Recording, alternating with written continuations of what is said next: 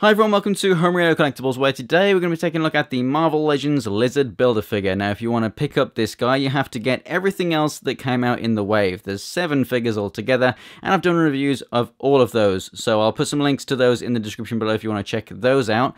And also, there will be a link down there to Big Bad Toy Store, where you can go ahead and buy them all as well. Now, this wave has been absolutely awesome because we've got figures like Gwenpool and Lasher and the newer version of Spider-Woman and etc. That we haven't had in action figure form in this scale before. And then also, on the flip side, we've got figures like this guy right here and Mysterio that we haven't had since the Spider-Man Classics era. So really fantastic array of figures. It's a definite must-have, I feel, for any Marvel Legends collector.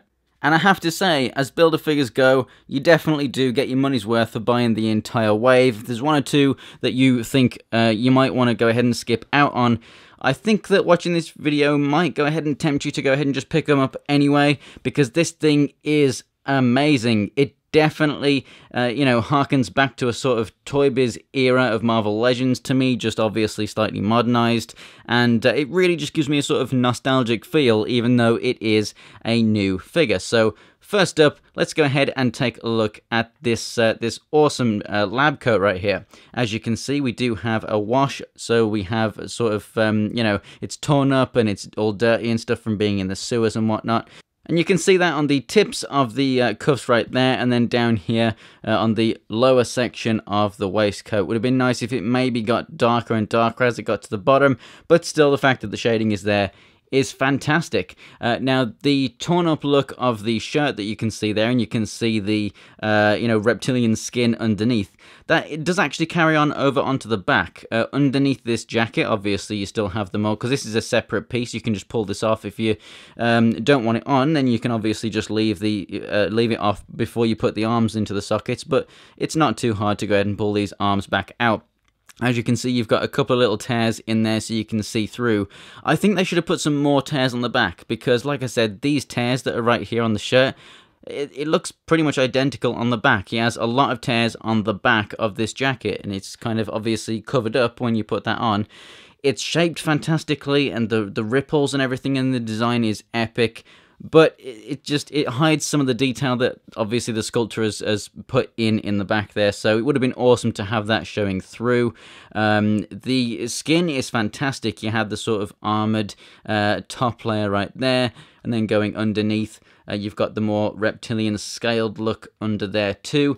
The tail right here, you've got a different design underneath. It's very reminiscent of, many lizards and like a crocodile and things like that. It does have articulation, which is amazing. And so we have the ball joint right here, and then it comes out to the swivel and a hinge that goes up and down, and then a swivel, and then the hinge that goes sideways. Now, this is obviously needed for stability in most poses because, as you can see, he's got those sort of, Mewtwo-esque sort of feet, which is what I like to refer to him as. And the fact that they are slightly ratcheted, as you can see, like this one's a ball joint right there that connects to the body, but these ones are ratcheted, so they will hold their pose, which is fantastic over time. This one kind of droops a little bit. You can tighten that up if you want to by just putting a little bit of glue in there or something. And again, it has that amazing detail running throughout it, but the thing is, like, it would have been fantastic if we did have a few different points of articulation so that you didn't just have those 3. You can get it into a load of poses, but if you really want to bring it round, it just looks very angular, and I would have loved to have had a more fluent look. So maybe, if you really wanted to take it back to the Toy Biz days, have like a bendy wire in there or something and just have it a solid piece, which would have looked way better. But at the end of the day, we do have a movable, articulated tail, which is fantastic. And again, that is a pretty long tail. And just out of curiosity, because I haven't even looked, it's just over 7 inches, so that's a pretty awesome length right there. And then if we come around to the legs, as you can see, if you straighten him up like so, he's going to stand roughly about 7 inches tall-ish. But because of the way that he stands, it's going to be really hard to get him to stand like this.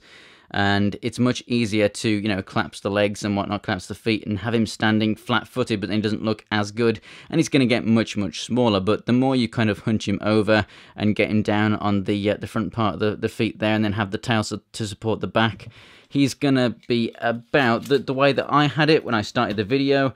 Yeah, you're looking at about, 6 3/4 inches, maybe 6.5. So he does come down to sort of regular action figure size, because the legs have to be bent. Now, if you could straighten up the knee as well, he could be even taller, but the only articulation that you get in the knee is just that much. It can't open up any more than that, so he can't go all the way straight. Otherwise, this would be, an 8 or 9 inch figure. But I really do love these, the feet design over here, especially with these articulated toes and stuff.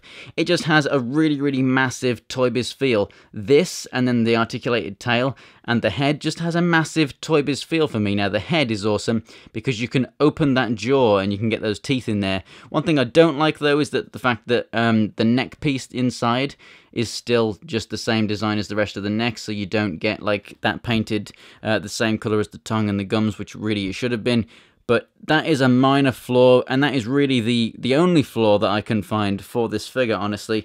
Although I would have preferred it if there was more articulation points in the tail, or have it made out of a flexible, like a rubber or something, and have a bendy wire in it. It's still really, really awesome as it is, and it's not a flaw. That's just something that me personally, I would have preferred, but this still is fantastic. So as for the rest of the articulation, we've already looked at a fair amount of it. The head can look up and down, and the neck here is on a ball joint, so that moves up and down and moves left and right, and has a bit of pivot in there as well. So you're going to have some of the head, because you can't move the head up here separately from the neck, you're going to have a little bit of, sideways angle at times, but it's not too bad. Coming around to the shoulders, they can rotate all the way around and then hinge out about this much. Rotation at the upper part of the arm. You do have the double jointed elbows there, and then a rotation and the hinge in and out at the wrist. Now, because of the cutout here in the jacket, he won't move any further back than that, but he can crunch over forwards. And then we've got the rotation there at the waist. The hips move really far out to the sides, as you can see, forward and back just fine. Rotation at the upper part of the thigh. Obviously, you've got barely any movement there in the knees. And in the feet, you've got really good up and down. You got the toe hinge, and you have your ankle pivot as well. He does actually have some peg holes in the heels, but realistically, although that is very stable, I like to just stand him like this so that you get a bit more height out of him. Every single figure in the wave is an absolutely fantastic one, and I definitely do recommend that you pick all of them up.